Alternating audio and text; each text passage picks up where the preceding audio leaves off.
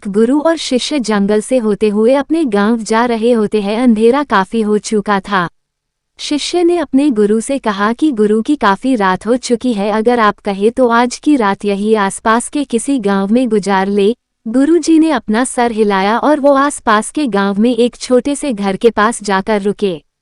अब जैसे ही वहां गए तो गुरुजी के शिष्य ने दरवाजा ठकठकाया। उस घर से एक गरीब आदमी बाहर आया तो गुरुजी ने बोला, हम अपने गांव जा रहे थे लेकिन काफी रात होने के वजह से हमने इसी गांव में रुकने को सोचा।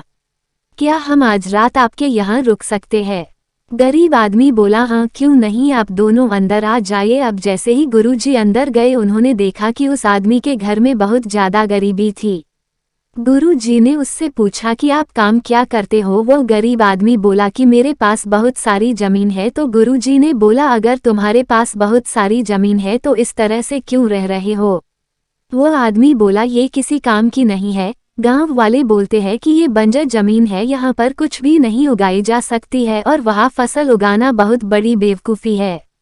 गुरुजी ने बोला कि तुम्हारा गुजारा कैसे होता है? उसने बोला कि मेरे पास एक भैंस है जिससे मेरा पूरा घर चलता है। ये सुनने के बाद गुरुजी सो जाते हैं और रात में जब सब लोग सो रहे होते हैं तब गुरुजी अपने शिष्य को उठाते हैं और उस गरीब आदमी की भैंस लेकर अपने गांव चले जाते हैं।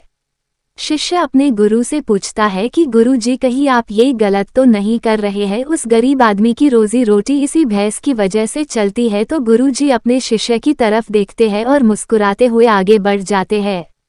उस बात को तकरीबन 10 साल गुजर जाती है और जो गुरु का शिष्य था वह बहुत बड़ा गुरु बन चुका था। तो एक दिन उन्हें उस गरीब आदमी की याद आती है कि मेरे गुरु ने उस आदमी के साथ अच्छा नहीं किया था, मुझे एक बार चलकर देखना चाहिए कि वह आदमी अब किस परिस्थिति में है। वह शिष्य उस गांव की तरफ जाता है और वहां जैसे ही पहुंचता है तो वह देखता है कि जहां पर उस गरीब आदमी का झोपड़ा था वहां पर एक बड़ा ही आलीशान महल बन चुका था और उस झोपड़ी के बाहर जो बंजर जमीन थी उस पर फल और फूलों के बगीचे थे। तभी उधर से उस घर का मालिक आता है। शिष्य उसे पहचान लेता है और उस आदमी को बोलता है, तुमने मुझे पहचाना? मैं अपने गुरु जी के साथ आया था, हमने एक रात के लिए आपके यहाँ रुके भी थे। वो आदमी उसे पहचान लेता है और बोलता है कि उस रात में आप कहाँ चले गए थे? और उस रात के बाद ही मेरी भैंस कहीं चली गई थी, मेरे पास कोई रास्ता नहीं था तो मैंने अपनी जमीन पर मेहनत की और फसल निकल आई और आज मैं इस गांव का सबसे बड़ा और सबसे अमीर आदमी बन चुका हूँ। ये सुनने के बाद शिष्य के आंखों में अपने गुरु जी के लिए आंसू आ गए और उसे ये बात अब समझ आई और वो रोने लगा।